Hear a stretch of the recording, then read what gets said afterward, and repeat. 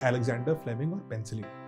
Penicillin ने आपको, मुझको और सबको जो देख रहे हैं ऑन एन एवरेज लगभग 30 साल एक्स्ट्रा दिए हैं जीने के लिए। नहीं तो दांत में हल्का सा इन्फेक्शन होता था, आदमी मर जाता था। उसी से हल्का सा कट लगा, आपके पास एंटीबायोटिक्स ही नहीं है, वो तो सेप्टिक हो जाएगा, मर जाते थे लोग। फर्स्ट वर्ल्ड वॉर वजह से कम था वो एज का रेशो। करेक्ट। हाँ, 19 अगर आप 1900 में पैदा होते तो आपकी औसत आयु थी 32 साल।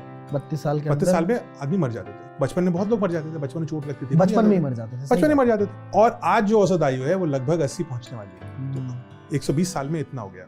और फर्स्ट वर्ल्ड वॉर में अधिकतर लोग जो मरे वो बुलेट से नहीं मरे, वो कट से मरे। खंदक में बैठे थे, ट्रेंच में कट लग गया, इन्फेक्शन हो गया मर। लेकिन सेकंड वर्ल्ड वॉर में ऐसा नहीं होता था। सेकंड वर्ल्ड वॉर में उल्टा होता था, क्योंकि लोगों के पास पेनिसिलिन थी।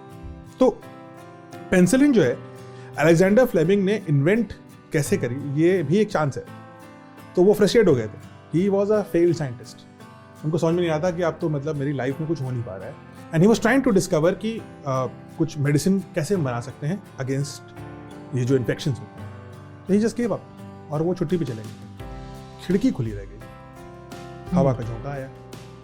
3-4 दिन चले गए, तो खिड़की खुली रह गई, हवा का झोंका आया और वो जो जिसमें पेनिसिलिन रखी थी वो गिर गई उस पेट्री डिश पर जिसपे इन्होंने अपने बैक्टीरिया रख रखे थे, और वो मर गए। जब वापस आए तो देखा पूरी लैब तहस नहस, सब मर गए। जितने बैक्टीरिया, जितने सैंपल्स थे सब मरे पड़े।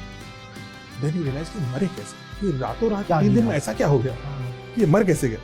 देन ही रियलाइज कि ये जो हवा के झोंके से ये जो गिरा था पाउडर जैसा पदार्थ पेनिसिलिन, इसकी वजह से सब मर गए। That is how antibiotics were discovered. Today you still consume penicillin. Everybody does. And it's an accident. Sheer chance. If he didn't leave that window open, मर रहे होते आज हमारी हम सब 30 साल में मर चुके होते।